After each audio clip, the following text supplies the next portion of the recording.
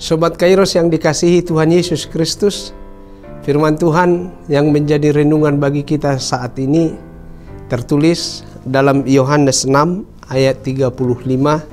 Beginilah bunyinya. Kata Yesus kepada mereka, "Akulah roti hidup.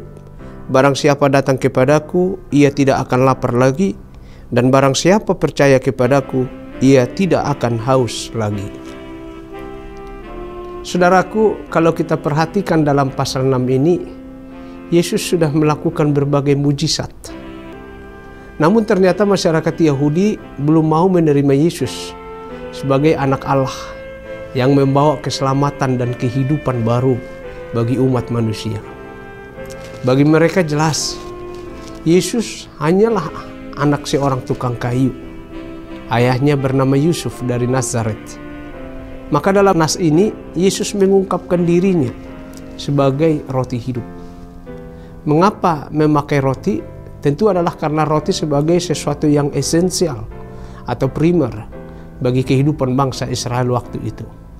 Dan itu adalah makanan setiap hari bagi mereka.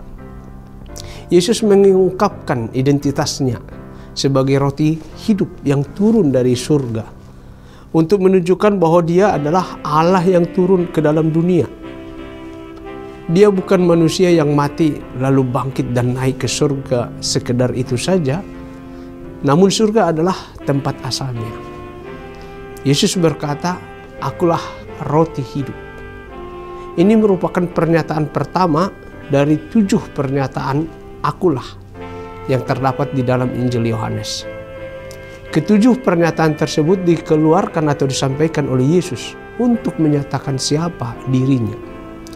Pernyataan-pernyataan tersebut diadopsi oleh Yesus dari Perjanjian Lama dengan tujuan bagaimana supaya pernyataan-pernyataan tersebut dimengerti dan diterima.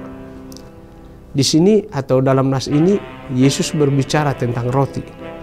Maka diharapkan pikiran mereka mengaitkannya dengan manna, yakni makanan yang diberikan oleh Allah kepada bangsa Israel di padang gurun.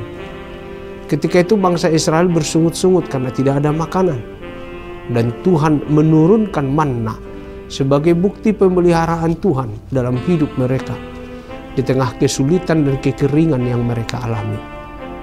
Tidak hanya untuk sehari, 2 hari, tetapi selama mereka mengembara di padang gurun, yaitu 40 tahun. Tuhan menyediakan manna untuk mereka. Betapa luar biasa pemeliharaan Tuhan dalam hidup mereka. Lalu Yesus di sini menyebut dirinya sebagai roti hidup. Hal itu berarti Tuhan Yesus menyatakan bahwa dirinya lah yang menopang kehidupan orang-orang yang percaya kepadanya. Roti hidup berbeda dengan manna. Karena walau seseorang telah makan manna, tidaklah berarti ia tidak akan lapar lagi. Manna bertahan hanya untuk beberapa saat, kemudian lapar. Sama seperti yang dialami oleh bangsa Israel. Bahkan sebagian besar dari bangsa Israel yang makan manna pun pada akhirnya mati. Tidaklah demikian setiap orang yang makan roti hidup. Ia tidak akan mati, tetapi justru akan mendapat hidup kekal. Pertanyaan sekarang adalah bagaimanakah kita memperoleh dan dapat memakan roti hidup?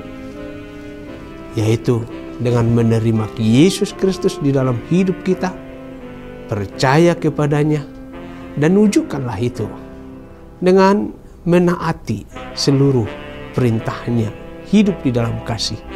Maka hidup kita pasti akan dikenyangkan olehnya. Orang yang benar-benar telah makan roti hidup, pastilah ia akan hidup benar dan tidak akan berpaling daripadanya. Amin. Selamat beraktivitas Sobat Kairos. Tuhan Yesus memberkati kita semua. Amin.